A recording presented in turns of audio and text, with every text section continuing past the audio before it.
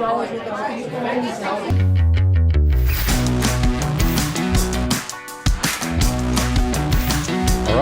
ready? I'm ready. Here we go. All right, welcome to Cwic Show. My name is Greg Mattson. My guest today is Kurt Francom of Leading Saints. Kurt, can you give us just a short outline of what Leading Saints is and what it does? Sure. Well, thanks for having me, Greg. I guess it's my turn. I had you in the hot seat for our podcast, yes, and here we go. But so Leading Saints, we're a nonprofit organization with a mission to help Latter-day Saints be better prepared to lead. And we primarily do that through content creation, and whether it's through our podcast or our virtual conferences, live events, anything where we can learn from one another or from experts, PhDs, or authors about leadership and how we can better lead in the context of the church, but also in our day-to-day lives as Latter-day Saints. And it seems to me that is a void that needs to be filled. We've got a lay leadership. Right. Yep. Pretty much a lay leadership. We're not trained in these things.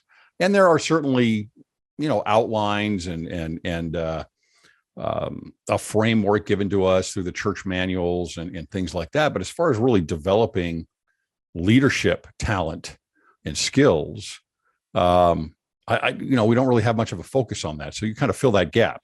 Yeah. And I think maybe obviously a few things aligned with doing Leading Saints. If it was 1994, I don't know if this is a type of platform that could succeed without the internet and connection and podcasts and whatnot. But also, I think maybe I was the craziest person that actually took this on, because I think even decades ago when people were writing books, you didn't see a lot of leadership focused books in the context of being a leader in the church.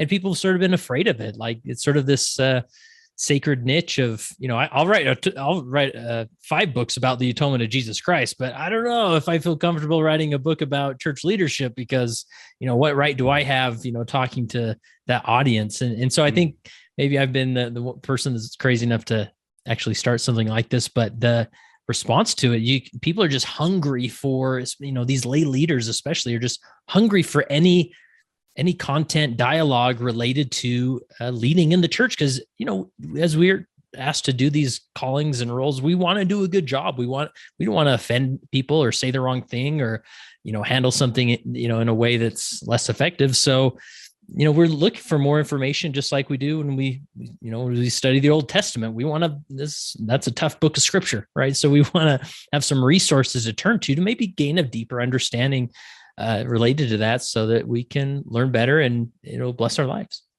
So in a lay leadership, like we have, you've got a lot of communication with, for example, a lot of stake presidents and bishops, and what are the biggest voids that you see out there that the church, that we need to fill the gaps on? Yeah, no, that's man. I get those emails, right, of people saying, I need an episode about this. And I think, well, I don't just pull these out of my back pocket. This who do you know that I could talk to? But there are definitely some big questions, especially, and they change a little bit, but by far the big question that I see time and time again in different forms is, how do I motivate people?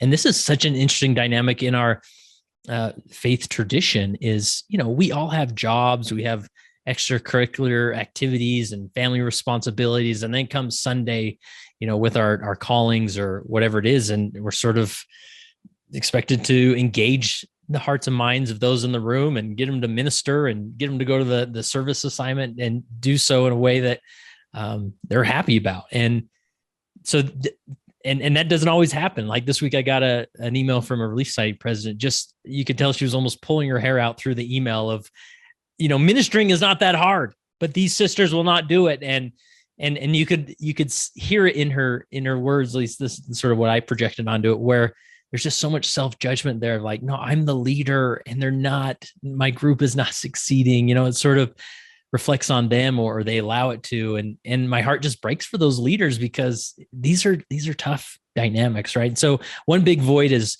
motivating people. I think, and we've done different virtual conferences where we do a deep dive into some of these some of these topics, and so I can see which ones were the most popular. And so the first one we did was all about motivation, how to motivate people. Obviously the plague of pornography, helping people overcome pornography is a big one. It's for obviously youth leaders and parents as well. Then mental health concerns, that was another big one. LGBTQ topics, another big one where, we want to be welcoming, we want to be loving, but what does that mean? What does that sound like? When you're in an office, one-to-one with an individual, what do I say then? I can't just say, well, I love you, have a good day. There's got to be more there. So I think just off the top of my head, those are a few of the big voids or questions that leaders are really struggling with. Let me go back to the motivation thing. Yeah. So are there solutions to that? Well, I think so. Yeah. Okay.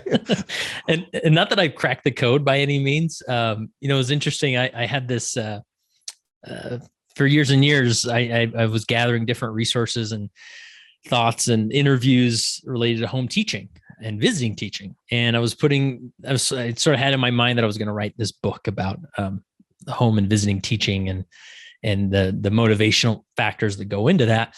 And then obviously it shifted, and then ministering was the thing. And I thought, okay, I better get that together because now this is on everybody's mind. And so I put this resource together as far as, leading, creating a culture of ministering in an elders quorum or relief society. And I think it really comes down to when you want somebody to do something or act in a certain way, you have to have some level of relationship with them, some level of connection. You can't just say, well, I'm the guy with the authority, with the keys. And if you don't do this thing, well, God is going to be kind of disappointed.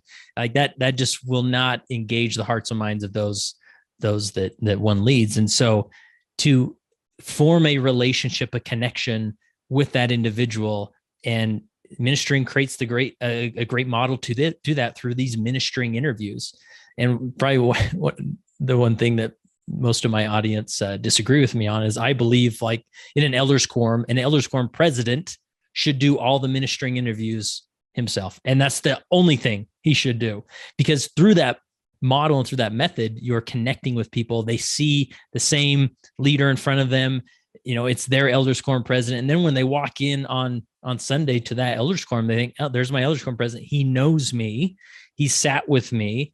He understands me. And now he needs some help. Like, sure, I'll step up and do that, like, because he's taken the time to connect with me.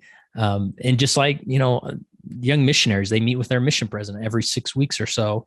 And it would be odd to suddenly now you're meeting with the first counselor in the mission presidency, and this transfer, you're meeting with the second counselor. We love our mission president typically because we had those one-to-one interactions on a regular basis. And so I think that lays the foundation of motivation.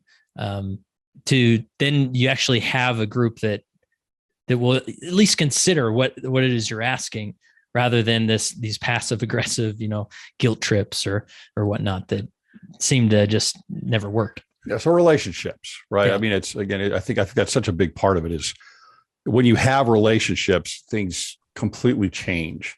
Mm-hmm. I've noticed that whenever I've been in a leadership position, and it's,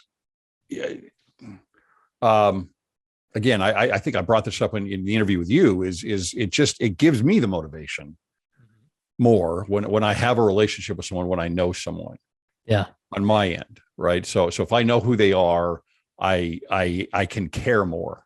Yeah. Right. To a certain degree. And so I think that's important. What about developing others in their positions? So in other words, I'm a leader, and, like you brought up elders quorum president, and I want to help others develop their leadership skills.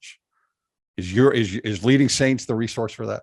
Well, I mean, and when you say resource, like we're always very clear, we're not a training organization where we see our this training about development and whatnot, but we definitely talk about those things and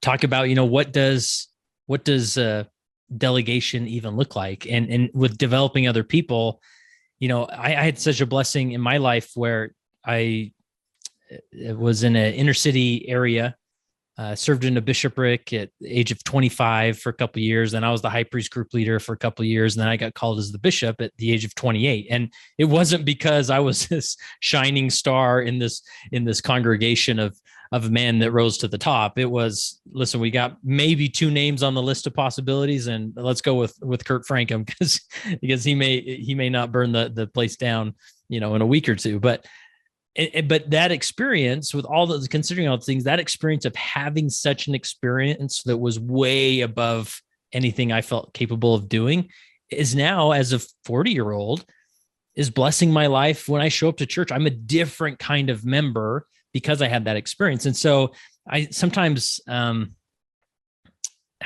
worry, like, we sort of have this tradition of leadership almost as a corporate ladder in our faith tradition. It doesn't always happen like this, but you open up the church news and look at all the mission presidents that are called, and 90% of them have been stake presidents, been bishops, been whatnot. And I just feel like, man, I wish we could give more people some of these opportunities. And yeah, you may say, well, they sort of have the experience, they know how to run an organization, and yeah, they might, but at the end of the day, when I was in a situation where someone gave me a chance to lead at a young age, it really develops a person. And so, just calling that maybe that dark horse candidate to the elders quorum presidency, or as the Relief Society presidency, and just saying, hey, I want you to just run with this. Like, I'm here to guide you, but I'm going to give you as much autonomy as possible.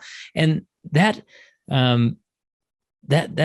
development sometimes doesn't happen very quickly when a leader steps in and feels like, well, it's just so complicated, especially when it comes to callings. Like, I would love to give the young women's presidency more autonomy on who she calls, but the same people she wants, the Relief Society presidency wants, and the same people the Relief Society president wants, the primary presidency wants. So as a bishopric, we'll just step in and we'll dictate to the organizations who to call, right? And no harm, no foul. Does it really matter? Like, I think this is great. But what happens is, now that primary president thinks, oh, well, I'm really not leading here, so I'll step back, whether that's consciously or subconsciously, that's sort of what happens. And then that developmental opportunity doesn't happen, right? And so I think just this principle of autonomy, I recently interviewed a co-author that co-wrote the book Trust and Inspire with Stephen M. R. Covey, and just this concept of trusting and inspiring people, giving them guidance, painting a vision, and then letting them run with it, even when they make decisions that you completely disagree with, or you can see that it's going to fail, but you're actually going to let them fail so that the next time it comes around, they're more developed as a leader, and then the ward's stronger altogether. Well, it's also an issue of revelation, right? Yeah. So if you've got a bishopric that's trying to make all the decisions, you're limiting the revelation, right? Coming to one place instead of saying, okay, the primary presidency and the Relief Society presidency and the Sunday school presidency, whatever, they're certainly, they should be receiving their own revelation. Yeah.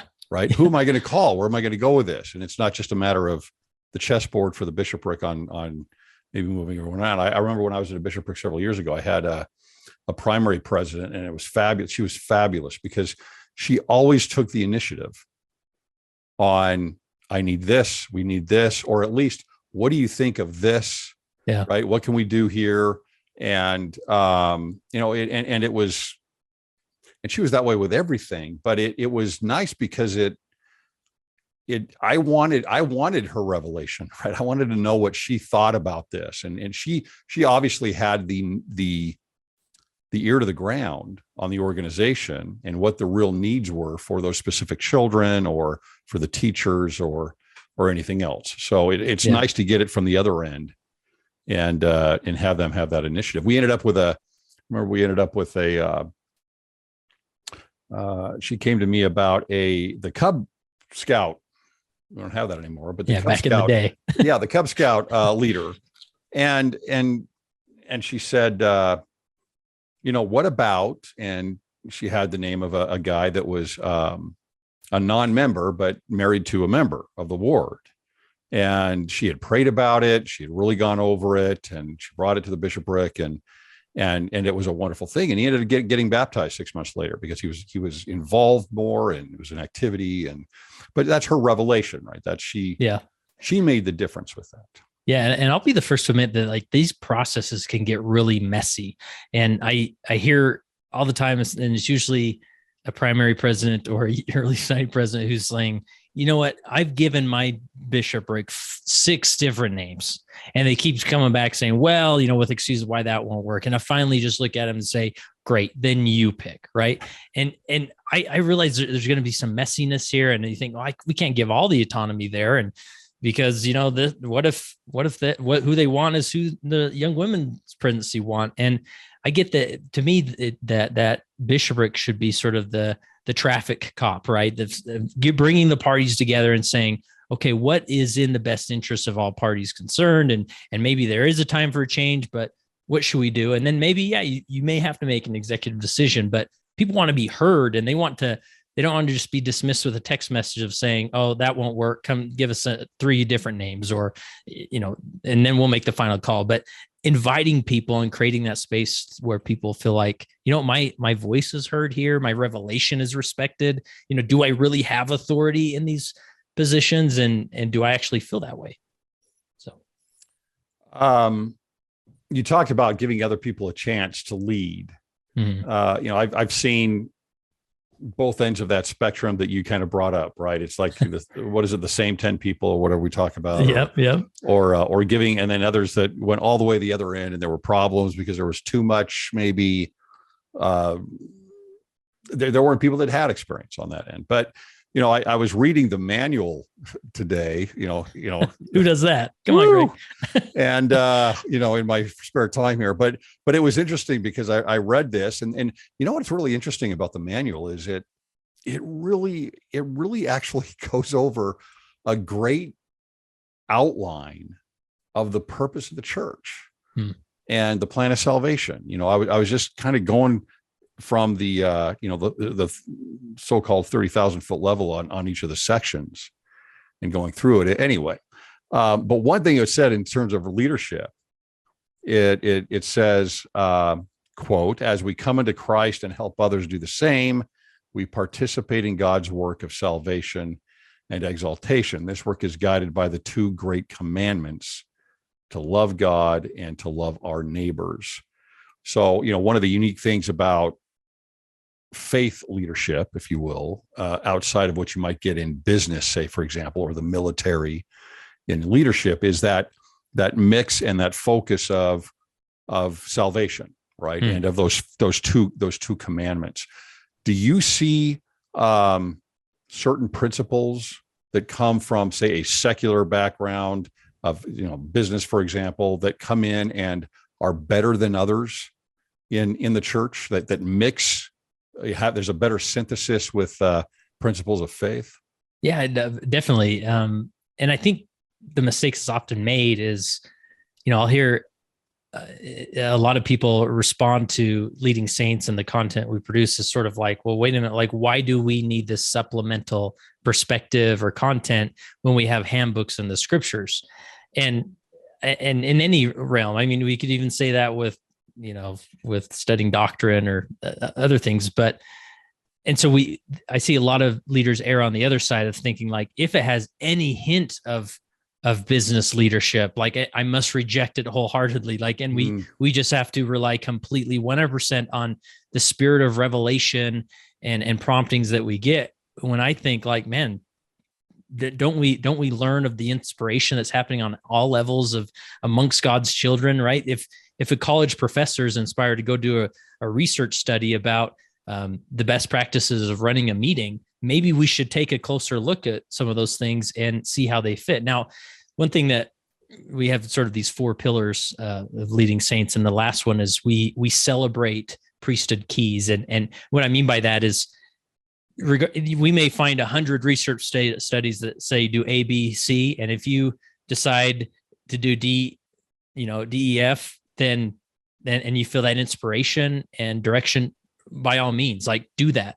But I think it's so important to sit with these concepts and consider how we can maybe enhance our leadership experience and further build the kingdom of God because of it. And so going back to your question, some of these I think a big one is, there's a million jokes about meetings in the church, right? And we've all been in really bad meetings, and maybe more bad meetings than good meetings. And, to take some of these principles, like I interviewed a guy named Stephen Rogelberg, who wrote a whole book about the surprising science about meetings, and just some of these basic concepts of how to manage a meeting and run a meeting in a way that doesn't torture people, right? And I hear about these nightmare meetings of 2-3 hour, ward council meetings, and people are they're just done, like, whatever you say, Bishop, just please, like, let us out of here. And so just to maybe gain some perspective on meetings, and then just the dynamic of, like I mentioned, motivation goes a lot far, how to inspire the hearts and minds of those that you lead, setting a dynamic vision and what that looks like. And so there's so much to consider. And we try and, in our 500-600 episodes, we try and touch on some of these things. But I think it's just being, I think that a big one is the concept of mindsets, like having a growth mindset, not looking for restrictions, but looking for opportunities, goes a long way. Where I think a lot of leaders, they're raised in a church where there's standards, there's rules. And so we just want to be good boys and girls. And so when we grow up and we're then given these responsibilities, I don't want to step out of line. Like, yeah, I'd like that activity idea, or this different way we could do the young men's, lesson this coming Sunday, but it doesn't necessarily say that in the handbook. And if it doesn't say it, that must mean we shouldn't do it. When in reality, I don't think that the church is looking to govern each detail and line item of how we run our meetings and whatnot. They give some general, outline and barriers and boundaries. And of course, when it comes to ordinance and things, maybe they're a little more detailed, but I think we will be blessed by looking for those gaps in the handbook and trying some things, right? And not typically we just fall back on tradition and saying, well, that's just how it's always been done. So I don't want to be the guy that steps out of line. So let's just keep doing that. Yeah, it's like the Doctrine and Covenants verse. You're a slothful. What is it? You're a slothful servant. Something to that effect, if I have to command you in all things. Oh, right. Yeah. Right. So something to that effect. Yep. And it is kind of an interesting dynamic. It seems that's a big part of church culture, is kind of that we have a very top down, right? A very top down type of a leadership. And that's probably the right thing to do. Yep. But at the same time, there is a bottom up type of a, works, right, on our end of what do we need to do to try and fulfill our responsibility, and how do I do the best I can, and not sit in a comfort zone of, well, I'm always told exactly what I'm supposed to do on this. I had interviewed a guy a couple of years ago, a really good guy, and he was responsible. He and his wife got called to the Marine boot camp in San Diego to run it. So he's basically a branch president, I believe there, or maybe he was a counselor. I think he was a branch president. Wow. And because of his initiative, the whole environment there changed, because they had people coming in and they had baptisms almost every week. They had, because they're there, I think they're there for 13 weeks. I can't remember how long that they're there, but just these incredible miraculous stories that are happening. I think they ended up, because of the needs that they had there, I think that they ended up with something like 11 bishopric counselors or branch president counselors. Wow. Something to that effect, something completely different, because the need demanded it. And he was just saying, this is the problem. We need to change this. Here's how I think we need to do it. And he would run it up the flagpole, and then this huge change happened. And it's interesting because I had some people contact me after I interviewed him that were a part of that, as far as they were Marines, or the parents of the Marines that were a part of what was going on with him. And anyway, it's leadership, right? He went out and he took the initiative and he made all these changes. And that's certainly not normal in the parameters of what we have in a branch or a ward, right? And yet they told him to go ahead and do this. This is the right thing to do. So. No, that's so inspiring to hear that. And I think a lot of times leaders, especially those with keys, they sometimes surrender their keys to this idea of, well, I think keys mean I'm just the guy that gets to make the final decision. But no, keys actually give you governing power, right? And we think, well, I gotta think and pray over this again and again and again before I really feel good about it. When God is probably looking at us thinking, no, I gave you keys. So act in those keys, like make a decision. And we sometimes simplify the gospel in leadership too much, of thinking every last decision I make, even down to who the treat coordinator in the nursery is, must come down on a sacred scroll from heaven, and then I can move forward. Like, no, just make decisions. We learn a lot about that in Doctrine and Covenants 128:9 of, revelation is sort of this two-way street. Sometimes it comes down from heaven. Other times it's sort of this grassroots effort that people get ideas, and suddenly we have the primary, organization, which came from membership efforts, right? Rather than, it's not like the prophet was quietly in his study and suddenly got this idea for the primary. Now that came from different wards trying things with the children. And now we have a organized, primary organization that has blessed, centuries of saints. How has the digital age changed leadership in the church? Oh man. That's probably a question I've never got, but we definitely see it now with, coming out of COVID, and it's interesting to see what stakes or wards are doing. Like, my ward is still doing a Zoom connection each week. Yeah, I think too. most are. I've heard recently of stake conferences where the stake presidency has requested, if you want the Zoom link or the password, you must have special permission, right? And that's their prerogative, whatever. That's maybe not how I would do it, but I think it's interesting. And, I've been in that stake presidency where you sort of measure your ego up against to how many people come to the Saturday night session. It's like, can I really draw an audience here? Or even the barometer. Sunday, and if people don't come, you sort of think, obviously they don't know how important this is. And so I may need to be a little more clear. Right. And so, but going back to mindset, to have a more of a growth mindset, to say, what an opportunity that now I can broadcast this out. I mean, again, maybe the church in general will come down with a letter and say, we're done with the Zoom thing, and so be it. That's their prerogative. But to just think of what an opportunity this is. How many more people could we reach? Like, what could we do with the interfaith effort with these things? I mean, there's so many questions that come and revelation that comes from this. And so obviously that's a big one. Just a broader discussion. We were actually this past week in Elders Quorum reviewing Elder Anderson's most recent general conference talks. And he talks about sort of this dynamic of social media and the opposition we get there, and you may know a little bit about that, Greg, but it is such a different dynamic of, we are in an economy of influencers.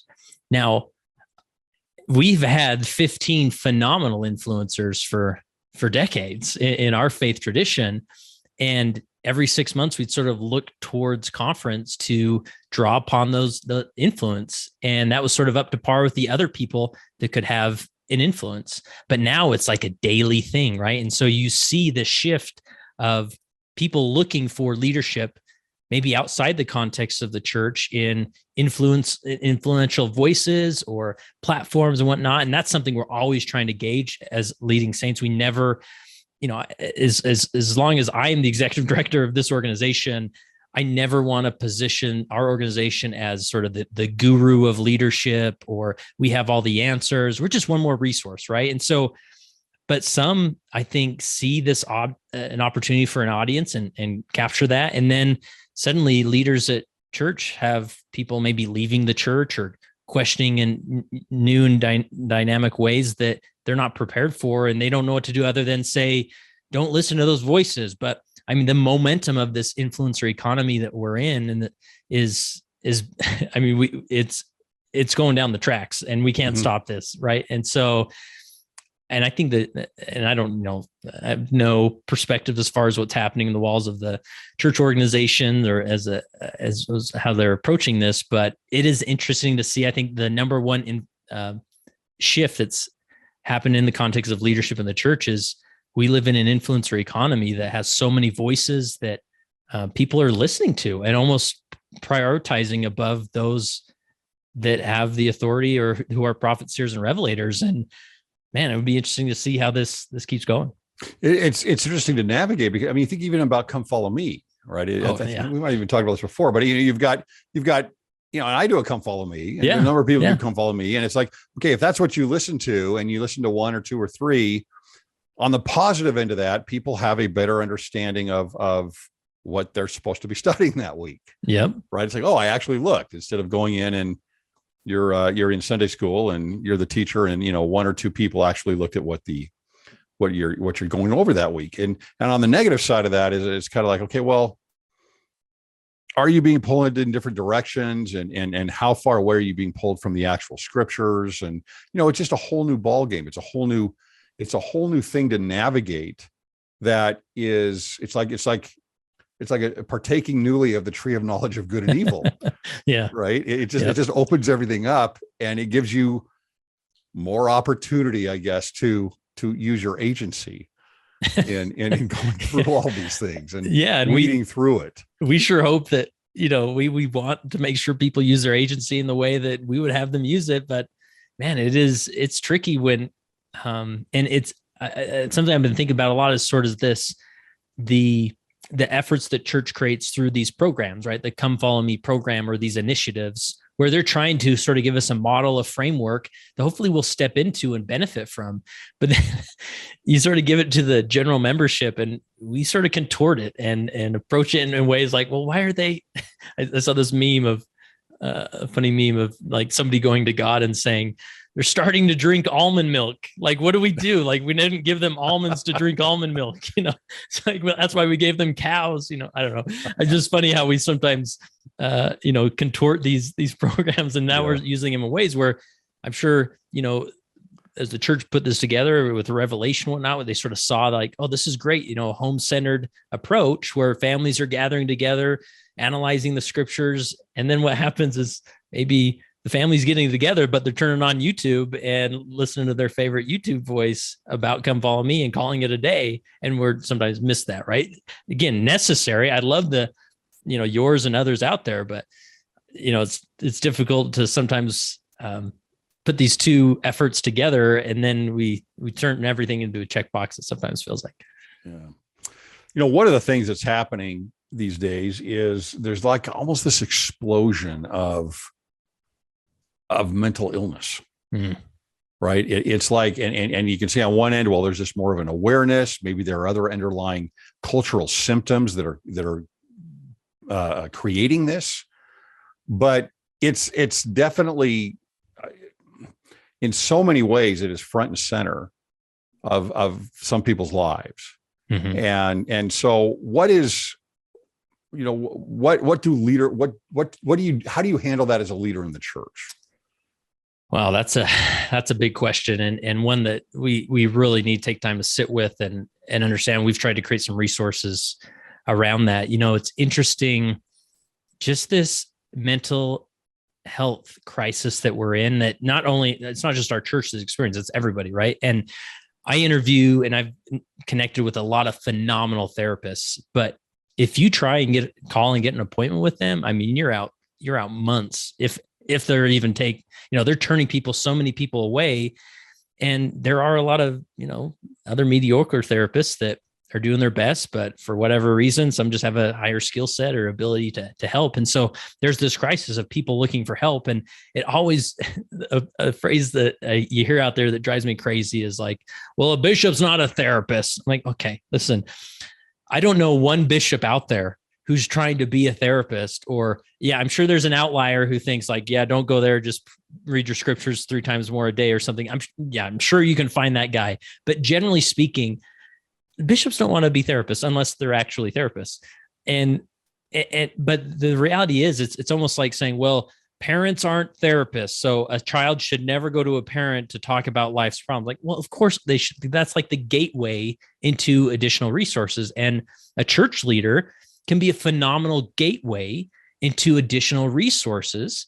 And over time, I noticed this my time as a bishop, by that the end of those 5 years, I had a pretty good pulse on what a good therapist was helping. And if a therapist really wasn't helping the individual, we can make adjustments. Right. And so, we need to see church leaders as the gateway to therapy, not because they're going to give the therapy, but they're going to refer the therapy. And the vast majority of bishops, and church leaders that you talk to, are doing that actively, at least the best they can. But then they run into the problem that, so many good therapists are limited. And then, you have this uprising, you'll see, especially in the church, this life coach industry. And a lot of people sort of, are negative about her. Like, what do you got? Are you really anybody can help when you've just gone to this silly certification program or have done nothing? You just call yourself a life coach. And there are some phenomenal life coaches out there. And the way I see it is like, hey, let's embrace this life coach industry. If people are getting help, and I've seen countless people who reach out to a life coach and they find some coping mechanisms, some ways that they can handle some of these mental health anxiety things that they face, and they're able to carry on. And so the reality is we're in a crisis of mental health, and we need to embrace these dynamics of good church leaders, of even life coaches, of whatever it is. And with the, just like you'll find a bad therapist, you'll probably find a bad life coach. But man, it is really tough. And the other thing that worries me is that a lot of times religion gets framed as the cause of mental health, when in reality, so many studies show that it is nothing but positive in the life of people who really look towards the Savior and find redemption and hope and encouragement there. And I get it. Like sometimes you have a ward or a faith experience or an interaction with a leader, and it didn't go well. And it's really actually more discouraging, and you regret walking in there. But, we got to just have more patience with each other and do our best. But this is definitely a crisis. Yeah. There's kind of and I've spoken to a couple of therapists, and both members of the church and not members of the church, and not religious even. Mm-hmm. And there's kind of this movement in therapy that is about toxic shaming, right? Which is, right. Okay, well, if I'm not, for example, in our church, if I'm not doing something that's right, and I've got a bad habit or something, and I'm being told by the bishop that I need to repent and I need to change and these things, there are several in the therapy industry that are going to say, well, they're just throwing shame on you, right? You're getting shame on this, and you don't want shame. What we want is for you to have a higher self-esteem on this. And which just seems to me like a very artificial, actually short-term kind of response to that. But that's actually a pretty big movement right now, this toxic shaming in the therapy industry. Yeah. And it goes back to, that influencer economy I was talking with. Like in 1989, you'd have to go read a book, and in chapter 12 of that book, finally you'd learn about this thing, but it's just like pounded on us through short tweets and whatnot. And man, like I put out a newsletter about this, but as long as I'm the executive director of Leading Saints, like we will focus that Jesus Christ is the answer. And I know that sounds like, that's just like a fairy tale answer. Is that really true? But I mean, there are so many examples of the redemptive power of a Savior. And so leaders need to, with confidence, step into that role. And I talk a lot about shame on the Leading Saints platform. In my opinion, it is the adversary's number one tool of how he is altering identity and keeping people down and removing hope is this shame. But we also need a light on the hill where we look towards and saying, as a leader, as a bishop, representative of Jesus Christ, I want you to know this is the answer. And this sin you have in your life, you can keep doing it, but it's not going to work in the long term. Right. And I get that there's some leaders who put that more eloquently than others. But we need to, with confidence, step into that, knowing that we have answers here, even for mental health, even if we all don't have PhDs or a psychology degree in these things. Like there are answers here that as you engage there, and you'll have to maybe wade through some difficult cultural things, but the answer still remains in the gospel of Jesus Christ. And we just have to keep having faith in that. I believe that 100%. I mean, even the things I've been talking about at BYU and Yeah. and other things, it's, I was talking to some faculty members just last week and at BYU, and they were talking about the remarkable change in their department, right? Because there had not been the same type of focus on Christ. You say, well, it's a college, it's a university. No, the whole department had lingered off to another direction because it was not centered in this area. And the new department head came in and said, we are focusing on Christ in this department. And he ordered beautiful paintings of Christ. There are some departments at BYU, by the way, they won't put up a picture of Christ.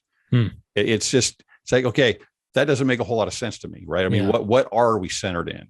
Yeah. But this department, they had the paintings put up. He gave a painting or a picture to everybody in the faculty in the department that was of Christ, and it just that, and then they changed the mission statement. Right? They changed the mission statement to be centered on Christ, and the whole thing changed. Right? Yeah. Everything changed in the department on that. Yeah. So that's definitely very true. And I get it gets tricky. I did an interview a couple of weeks ago with two individuals who've actually left the church. They're both gay. One's married to his husband, and they, we talk about this dynamic of the, at the end of the day, we need. So I asked him, like, where we talked about the research study up front, how they went through how interactions with church leaders, what impact they can have on an LGBTQ individual. And there are some steps we can take early on of being more empathetic, being accepting, make sure they feel loved. And then we get to the Jesus message, right? Sometimes if we just say, oh, you just got to follow Jesus' commandments, thank you for coming. Like, and if you won't have it, then I guess you can go somewhere else. Like there are some of those strong messages, but there are these nuances early on that we can learn. It's a skill set to sit down with somebody, show empathy, and then help them feel like they have a place in the pew, so that then the Savior's message can reach them. I often say, there's what's the old business thinker's name? But he said, culture eats strategy for breakfast, right? And it doesn't matter what business strategy you have. If you don't have a positive culture in your organization, doesn't matter. And I often say, culture eats doctrine for breakfast. We sometimes just lead out with the doctrine, the pounding of the drum of this is truth, this is not, this is what the doctrine is. But if you haven't established an effective culture where people feel safe enough to come and sit and listen, then the doctrine can go and seep into their hearts. We'll never reach them with the doctrine. Yeah, good point. What are the challenges of leading saints and yourself in working in this space as a, we'll call it a third party provider? Oh boy.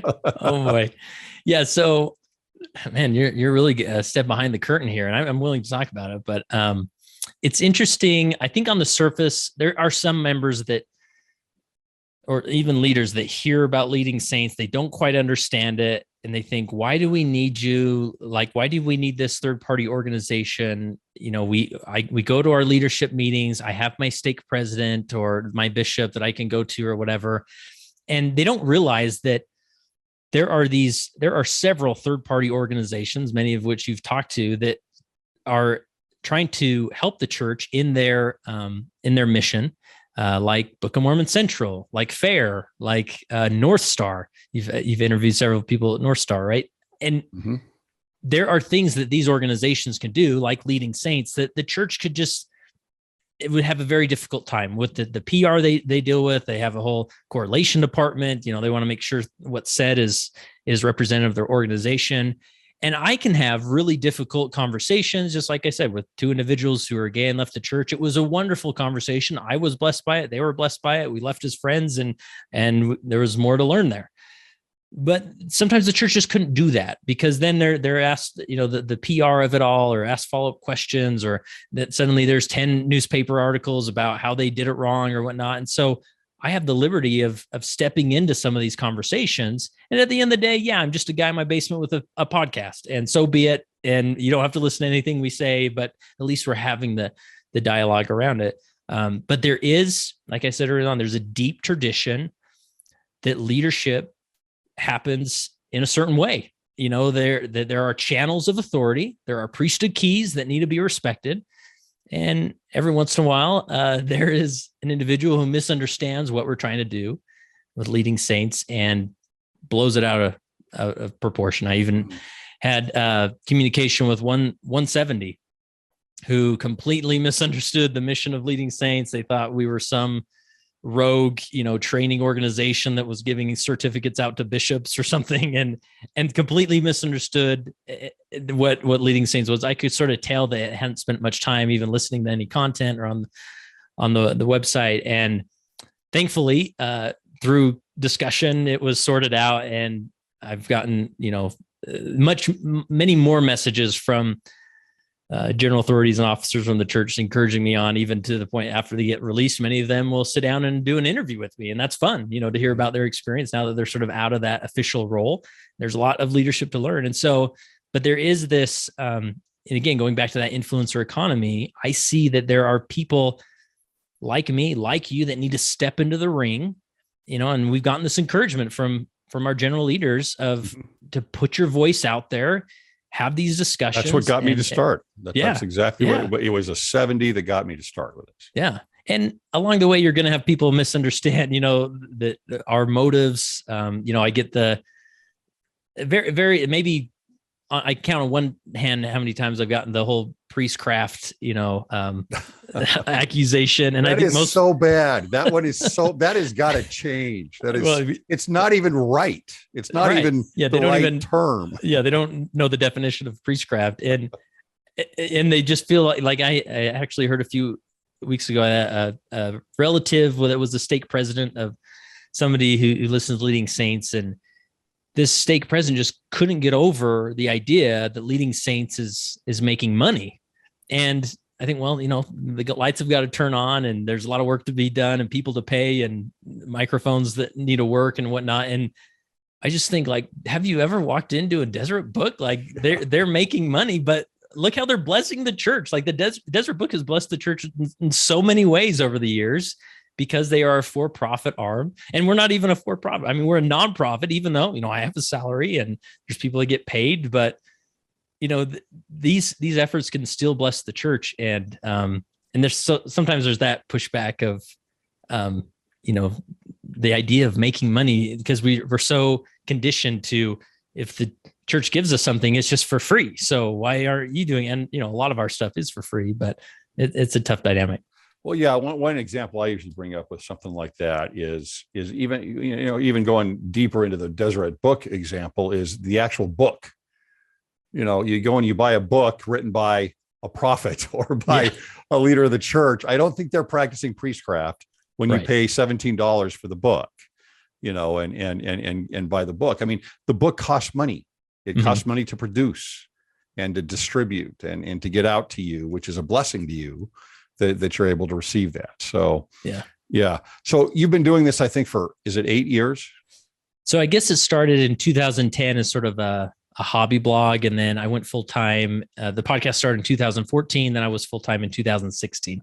Okay. So in that time, what would you say is one of the most important things that you've learned about leadership in the church?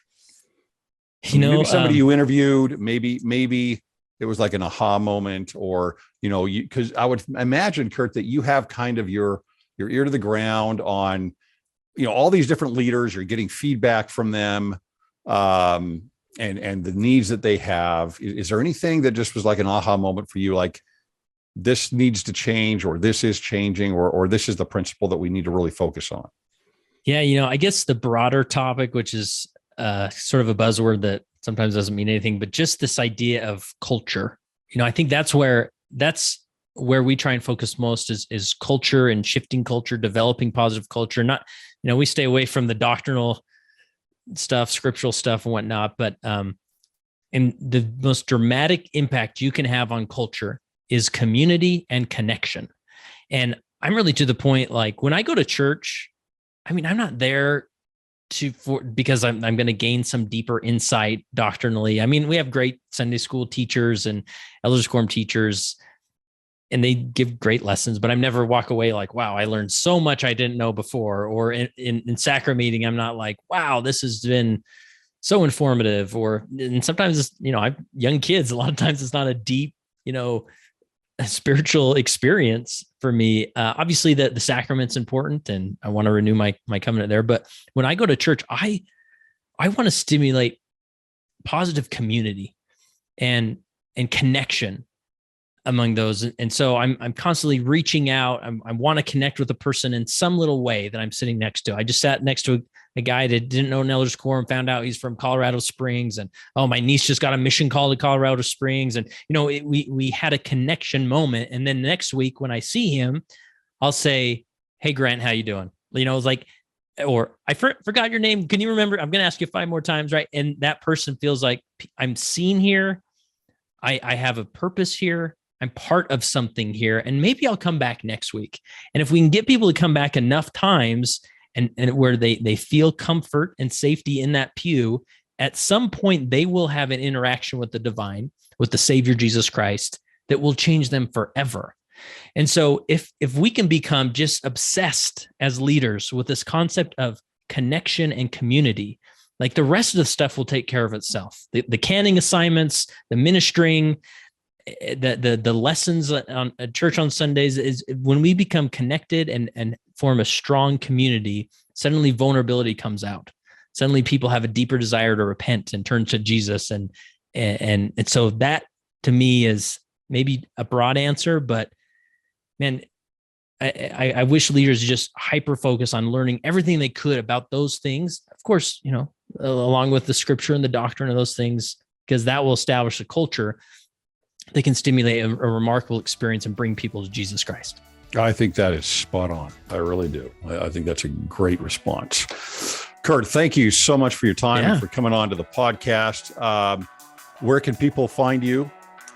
Well, obviously, leadingsaints.org, or if they're listening on a podcast feed, just type in Leading Saints and look for our red logo. We do have a YouTube channel that we put most of our podcast episodes on there. So if you're more of a YouTuber, then you can just search Leading Saints and look for the red logo. Okay. And there are a lot of people that listen to that. I know that there's over 500,000 people a month. Yeah, that's crazy. Following Leading Saints. You're not going to say that, but I'm going to say that. So yeah, we just passed 9 million total downloads. So yeah. So if you're not awesome. Listening to Kurt's program and to the Leading Saints podcast, you need to start. So thanks, Kurt. Appreciate it. Yeah. Thanks, Greg.